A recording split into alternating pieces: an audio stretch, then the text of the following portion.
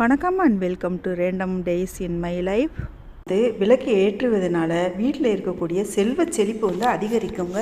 நம்மளுக்கு ஏதோ ஒரு கெட்ட நேரம் இருக்குது, கெட்ட விஷயம்லாம் நம்ம வாழ்க்கையில் நடந்துக்கிட்டு இருக்குது அப்படின்னு சொன்னால் விலகி போகும்.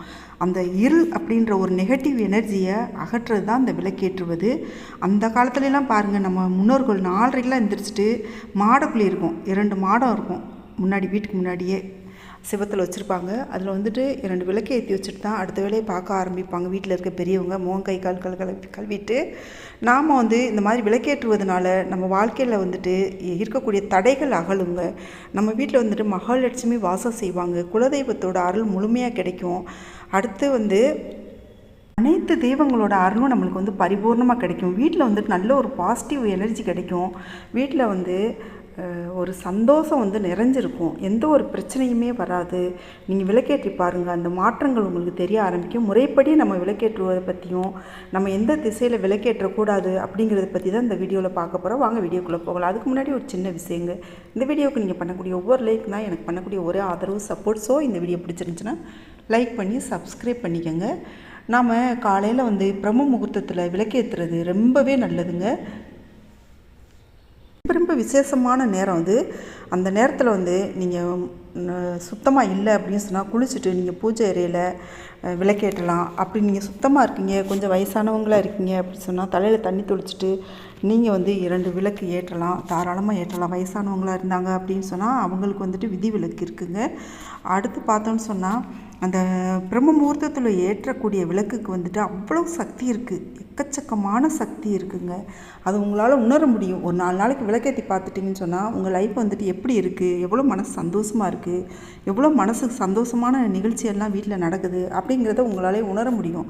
சரிங்க, எங்களால் அவ்வளோ சீக்கிரத்தில் எந்திரிச்சு விளக்கேற்ற முடியலை அப்படின்னு சொன்னால் நீங்கள் காலையில் 6 மணிக்கு முன்னாடி, அதாவது சூரிய உதயத்துக்கு முன்னாடி, சூரியன் எழும்பி வருவாங்க இல்லையா, அதுக்கு முன்னாடியே நீங்கள் விளக்கேற்றிக்கிறது ரொம்பவே நல்லதுங்க. அப்புறம் சாயங்காலம் எப்போ ஏற்றலாம் அப்படின்னு சொன்னால் சாயங்காலம் 6 மணிக்கு பின்னாடி, அதாவது சூரியன் அஸ்தமனம் ஆவாங்க இல்லையா, அதுக்கு பின்னாடி நீங்கள் விளக்கேற்றலாம். விளக்கு ஏற்றும்போது நீங்கள் தீபலட்சுமியே நமக, தீபலட்சுமியே நமக அப்படின்னு சொல்லிட்டு 3 முறை சொல்லிவிட்டு விளக்கேற்றுவது ரொம்பவும் நல்லது. நம்ம இந்த விளக்கேற்று முறைகள் பற்றி ஒவ்வொரு பதிவுலையாக நம்ம பார்க்க போகிறோம். இன்றைக்கி இந்த பதிவு விளக்கேற்றுவது, அடுத்து பார்த்திங்க சொன்னால் எந்த திசைகளில் விளக்கு ஏற்றக்கூடாது அப்படின்னு சொல்கிறது பற்றியும் தானே இருக்க போகுது. நீங்கள் நம்ம சேனலில் பார்த்து தெரிஞ்சுக்கோங்க. அடுத்தடுத்த வீடியோக்களில் வர ஆரம்பிக்குங்க. நாம் இந்த விளக்கேற்றுறதுனால வீட்டில் ஒரு நல்ல ஒரு பிள்ளைகள் நல்ல ஒரு படிப்பு, நல்ல கல்வி கிடைக்கும். அடுத்து உத்தியோக தடைகள் அகலும். நம்ம வாழ்க்கையில் என்ன ஒரு நம்ம நினைக்கிறோமோ நல்ல விஷயங்கள் எது நினச்சாலும் நம்ம வாழ்க்கையில் நடக்க ஆரம்பிக்கும். தினமுமே விளக்கேற்றி பாருங்கள், அதோட பலன்களை உங்களால் பரிபூர்ணமாக உணர முடியுங்க.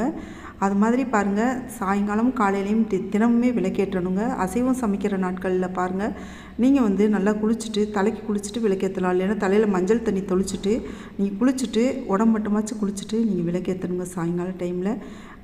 அடுத்து பார்த்தீங்கன்னு சொன்னால், முதல் நாள் நீங்கள் இந்த மாதிரி அசைவம் சாப்பிட்ருக்கீங்க அப்படின்னு சொன்னால் நீங்கள் முடிஞ்சால் தலை குளிச்சுட்டு அடுத்த நாள் விளக்கேற்றலாம். அப்படி இல்லை அப்படின்னு சொன்னால் மஞ்சள் தண்ணி தொளிச்சுட்டு தலைக்கு மட்டும் மஞ்சள் தண்ணி ஒரு சொட்டு, ஒரு பிஞ்சளவுக்கு மஞ்சள் எடுத்து தண்ணியில் கரைச்சிட்டு அது தலையில் தொளிச்சுட்டு நீங்கள் உடம்பு குளிச்சுட்டு நீங்கள் விளக்கேற்றலாங்க. இப்போ சாயங்காலம் நீங்கள் விளக்கேற்றிட்டு குறைஞ்சது ஒரு அரை மணி நேரமாச்சும் விளக்கு எரியணுங்க. காலையிலையும் சரி சாயங்காலம் சரி, அதிகபட்சம் நம்ம எவ்வளோ நேரம் வேணாலும் விளக்கு எரியலாம். அடுத்து விளக்கேற்றக்கூடாத திசைகள் எது அப்படின்னு சொன்னால் தெற்கு பார்த்து மட்டும் விளக்கு ஏற்றக்கூடாது. தெற்கு பார்த்து நின்று சாமி கும்பிடவும் கூடாதுங்க. அது எதனால் அப்படின்னு சொன்னால் தெற்கு பக்கம் ஒரு யம திசை. ஒரு சிலர் பாருங்கள், குலதெய்வம் தெற்கு பக்கம் இருக்குன்னு சொல்லிட்டு தெற்கு பக்கம் பார்த்து சாமி கும்பிடுவாங்க, விளக்கேற்றுவாங்க. அது மாதிரி செய்யாதீங்க. நீங்கள் கிழக்கு பக்கமோ மேற்கு பக்கமோ வடக்கு பக்கமோ பார்த்து ஏற்றக்கூடிய அந்த எந்த தெய்வத்தை பார்த்து ஏற்றுறீங்களோ, நினச்சி ஏற்றுறீங்களோ அந்த தெய்வம் அந்த வழிபாடை ஏற்றுக்கொள்வார்கள். இதுதாங்க விளக்கேற்றக்கூடிய நேரம் முறைகள். வீடியோ பிடிச்சிருச்சுன்னா லைக் பண்ணி சப்ஸ்கிரைப் பண்ணிக்கோங்க. உங்களோட மேலான கருத்துக்களை கமெண்ட்டில் தெரியப்படுத்துங்க. தேங்க்யூ.